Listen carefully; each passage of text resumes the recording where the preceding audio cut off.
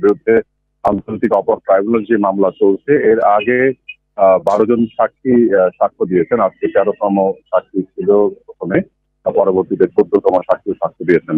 আজকের যে 13তম সাক্ষী ছিলেন আপনারা জানেন নিউরো চিকিৎসক ডক্টর মাহফুজুর রহমান। উনি মূলত এই জুলাই আগস্টের সময় যে আহতরা প্রায় 500-এরও বেশি আহত ওই হসপিটালে চিকিৎসা নিয়েছেন, চিকিৎসা নেওয়ার জন্য গিয়েছেন।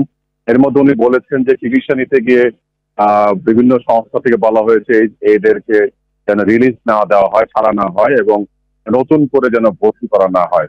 কিন্তু উনি বলেছেন যে উনি যেহেতু চিকিৎসক, ওনারা রোড অ্যাক্সিডেন্ট বিভিন্ন রকমের ইয়েগুলো দেখিয়ে কৌশলে ওনারা বাকিদের ভর্তি করিয়েছেন এবং চিকিৎসা দিয়েছেন। ওনারা বলছেন এর মধ্যে একটা বড় সংখ্যক যারা ভর্তি হয়েছেন তারা শিক্ষার্থী ছিলেন এবং তাদের অনেকেরই একটা প্রায় 100-এর উপরে অনেকের মাথার খুলি উড়ে গিয়েছিল বন্দুকের গুলিতে। সেরকম গুলো আমরা পেয়েছেন। এর মধ্যে খুব গুরুতর ছিল 8 জন।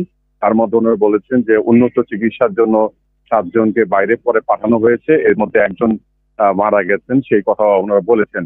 এবং ওই চিকিৎসা করতে গিয়ে ওনাদের কিরকম অভিজ্ঞতার মধ্যে দিয়ে যেতে হয়েছে সেগুলো বলেছেন। এবং এই নির্মম এবং যে যন্ত্রণাকাতর জীবনযাপন যে একটা সময় কাটাচ্ছিলেন শিক্ষার্থীরা, আহতরা, সেটি একটা চ্যালেঞ্জ ছিল ওনাদের পক্ষে ওই ধরনের চিকিৎসাগুলো করা।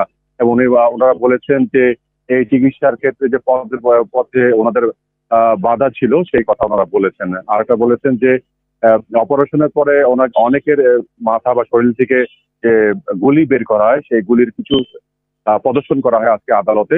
আর কিছু ওনারা বলেছেন সেই যারা আহত ছিলেন তারা নিয়ে গেছেন বা তাদের কাছে সংগ্রহ করেছেন, আর কিছু হারিয়ে গেছে যেগুলো আর পরে ওনারা খুঁজে পাননি। তারপরে উনি বলেছেন যে এই ধরনের ঘটনার জন্য উনি খুব উচ্চ কণ্ঠে উনি বলেছেন সেই সময়কার নির্দেশদাতা হিসেবে সাবেক ক্ষমতাচ্যুত প্রধানমন্ত্রী এবং প্রকাশ্য উনি ফাঁসি চেয়েছেন, বিচার চেয়েছেন এবং সাথে সাথে সাবেক স্বরাষ্ট্রমন্ত্রী আসাদুজ্জামান খান কামাল এবং বান্ডেল থাকলে প্রতি সেনমানিতে টাকা বাঁচবে। বিকাশ সেনমানি বান্ডেল কিনে জিতুন প্রতি লেনদেনে।